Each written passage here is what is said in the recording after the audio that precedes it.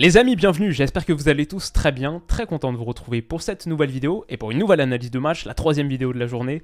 Après avoir parlé tout à l'heure de Leicester Arsenal, un petit mot sur Real Madrid Atlético. Un partout au Santiago Bernabéu, les hommes de Carlo Ancelotti qui ne convertissent pas leur grand succès du milieu de semaine en des points sonnants et trébuchants en Liga, pourtant ils en ont besoin, et qui en fait ont arraché le match nul au bout du bout grâce à Alvaro Rodriguez, l'Uruguayen de 18 ans, la belle histoire, son premier but en carrière au Real Madrid après avoir donné une passe décisive il n'y a pas très longtemps.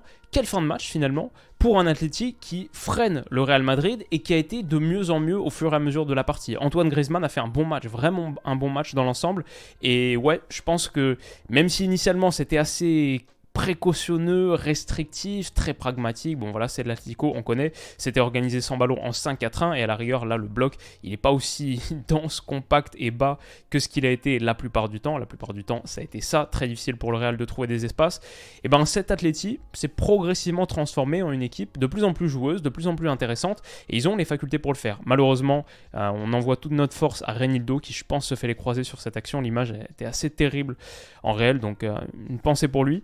Vinicius, je trouve qu'il fait un peu le match inverse de l'Atleti, c'est-à-dire que l'Atleti qui monte en puissance au fur et à mesure de la partie, même malgré le fait qu'il soit réduit à 10, on va en parler, parce que la première image, c'était l'arbitre Gil Manzano, il y a des choses à dire, je pense, par rapport à ça, mais Vinicius, initialement pas trop mal, il a réussi des différences, il passe 6 dribbles dans le match, il réussit 6 dribbles, mais je vais mettre un gros bémol là-dessus à la fin, vous allez voir. Vinicius, ça a été pas si mal que ça, mais progressivement, je trouve qu'il a été vraiment contenu par Savic. C'était un peu le duel, un des matchs dans le match qui se profile depuis des semaines, des mois. Le Monténégrin a de plus en plus pris le dessus. Le problème pour l'Atleti, c'est que malgré la qualité d'Antoine Griezmann, notamment comme ça, pour lancer des phases de transition offensive, des attaques rapides, malgré la vitesse de Marcos Llorente pour prendre la profondeur dans le dos de Rudiger, pas assez de personnes qui suivent, enfin là il est tout seul, totalement isolé, l'Atlético Madrid joue pas vraiment les coups à fond et derrière tu es obligé de sécuriser, de recycler, même si dans ces phases, les quelques moments où ils ont eu le ballon en première période, je trouve qu'ils montrent qu'ils ont de la qualité technique, qu'ils savent vraiment jouer, c'est dommage de ne pas les voir faire plus de choses du coup, même si voilà on va pas relancer le débat éternel c'est l'Atlético, c'est leur identité, on connaît, mais ouais c'est une équipe qui donne l'impression de pouvoir faire un peu plus quand même. En tout cas, pour le Real, comme on le dit, ça a été difficile de trouver des espaces à l'intérieur de ce bloc très très dense, très serré. Tout à l'heure, on parlait d'Arsenal qui réussissait par Trossard, par Odegaard, mais Leicester, c'est bien moins organisé, bien moins bien organisé que cet Atlético Madrid. Encore une fois, on le voit ici, les lignes 2-5, 2-4 et Antoine Griezmann décroché tout seul en pointe pour orchestrer quelques transitions offensives. Vinicius là, par exemple, c'est quelque chose qui fait assez bien. Hop, il résiste à la charge et peut enchaîner derrière. Boum, accélère, transmet à Marco Asensio, et là il y a sans doute un petit décalage à faire pour Karim Benzema. C'était sur les rares moments du Real Madrid, sur les rares moments où il y a eu de l'espace qui s'est ouvert, je trouve qu'ils n'ont pas fait les bons choix aussi, donc ça leur coûte le tir au-dessus. Benzema lui en veut et il a sans doute raison, décalé, il aurait pu avoir quelque chose d'un peu mieux, mais sinon voilà, Savic sur Vinicius, ça a été assez propre. Et Cholo Simeone nous a offert un petit spectacle le long de la ligne de touche, parce qu'il regrettait une situation tout à la fin de la première mi-temps, à l'image à l'inverse d'un Carlo Ancelotti qui était bien sûr comme à son habitude, très très calme. Entrée d'André Correa à la mi-temps, est-ce que ça peut changer les choses? Alors oui, ça va changer des choses, mais pas vraiment dans le bon sens. Le Real Madrid continue à avoir quelques situations. Voilà, Vinicius, là, il réussit, il passe un dribble, et son centre en retrait pour Karim Benzema est bon. Peut-être que le Benzema de 2021-2022, celle-là, il la met au fond. C'est pas loin, mais l'extérieur du pied n'est pas parfaitement calibré. Entrée de Thomas Lemar. Et ce que je trouve intéressant, c'est que l'Atlético Madrid, à partir de la 55e minute, 60e, ça commence à devenir de plus en plus intéressant, de plus en plus progressif. Il y a de plus en plus d'actions. Là, ce centre en retrait qui trouve Antoine Griezmann. L'Atleti s'est projeté en nombre. 6 contre 7, si je compte bien, c'est ça. Donc, pas trop mal. Cette frappe d'Antoine Griezmann qui effleure le montant de Thibaut Courtois, c'est déjà un moment où l'Atleti est proche de prendre l'avantage. Et ce triple changement du Real Madrid, Modric, Camavinga, Tchouaméni, c'était pour Asensio, Kroos et un autre que j'ai oublié, Ceballos. Il n'est pas vraiment couronné de succès, malgré le fait que le Real, pendant un moment, peut profiter, pendant une demi-heure, d'une supériorité numérique. André Correa est exclu. Alors, premier débat, est-ce qu'il y a véritablement carton rouge? Ici, en gros, il met un coup de coude parce que Rudiger le tient. Et Cholo Simeone a peut-être raison de souligner la différence de taille. Moi, mon idée, c'est que le geste, on peut comprendre qu'il soit passible d'une exclusion. parce que c'est un geste qui a pas vraiment sa place sur un terrain de foot, quoi. Il met un vrai coup de coude, pas pour contester le ballon ou quoi. C'est un vrai geste d'humeur, d'énervement. Je suis pas certain que Rudiger est vraiment très très mal, si mal que ça. Il joue très bien le coup, il est intelligent, il a l'expérience de la bouteille. Mais je comprends le rouge, c'est juste débile de Correa de faire ça. Je pense que finalement il est assez logique, même la VAR l'a checké derrière, a rien dit. C'est à la fois sévère et logique. Sévère parce que Rudiger joue bien le coup, mais en même temps, ce geste n'a pas sa place sur un terrain, donc je le comprends globalement. Mais voilà, forcément, ça va faire un petit peu réagir. Dites-moi ce que vous en pensez. Je sais que ça va être un gros débat et que ce genre de moment ne laisse pas insensible, notamment dans cette course au titre entre le Real, le Barça, etc. Bon, vous savez, j'ai absolument aucun parti pris. C'est pas mon combat, mais vous me direz ce que vous en pensez en commentaire. Et ouais, sinon, bon, bah, l'Atleti, du coup, se retrouve en 5-4-0 maintenant. Sur le papier, ça devient de plus en plus défensif, de plus en plus bas.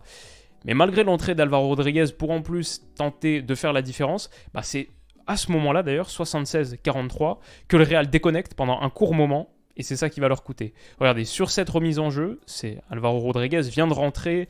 Les gars du Real sont encore un petit peu concernés par le changement. Je crois que Tchouaméni et Modric sont en discussion sur comment exactement animer ce milieu de terrain par rapport à Camavinga là.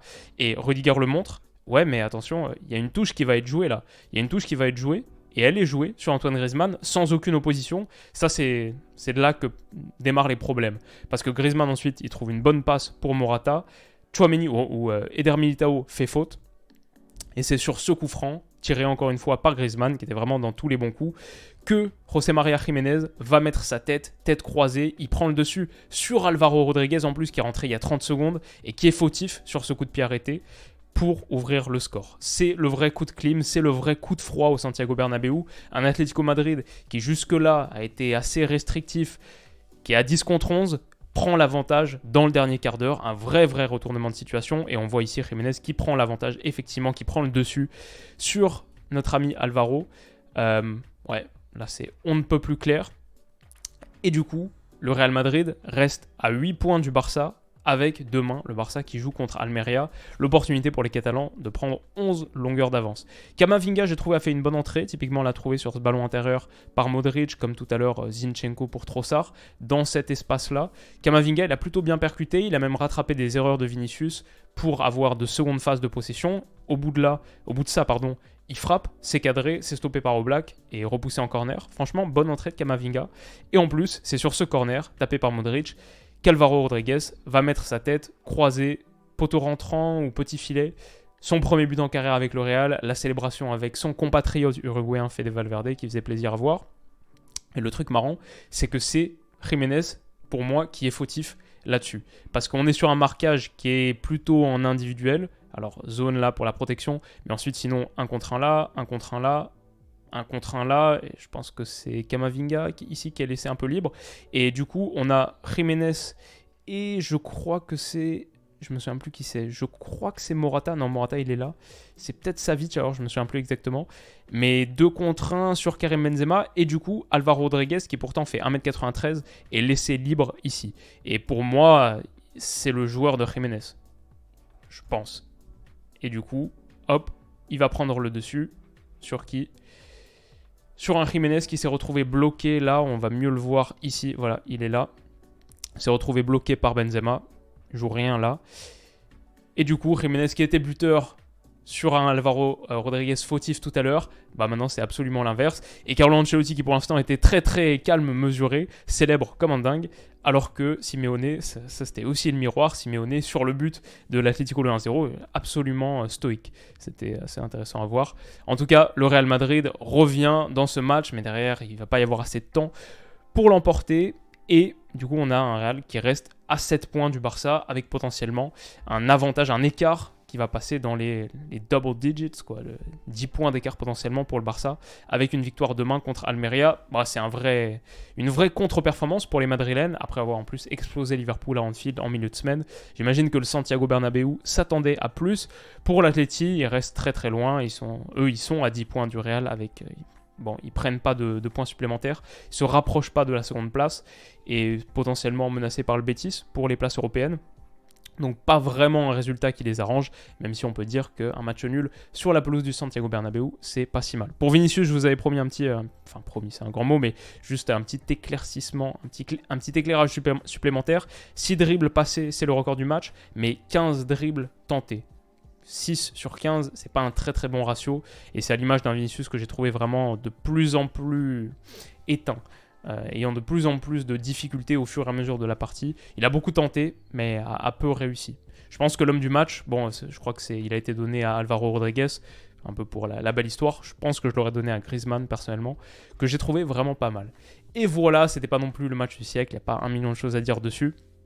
Et c'est peut-être un match qui enterre la fin de Liga. Je ne crois pas qu'on aura beaucoup plus de suspense sur ce championnat. En revanche, en Ligue des Champions, le Real va sans doute continuer son parcours et là, on aura l'occasion d'en reparler.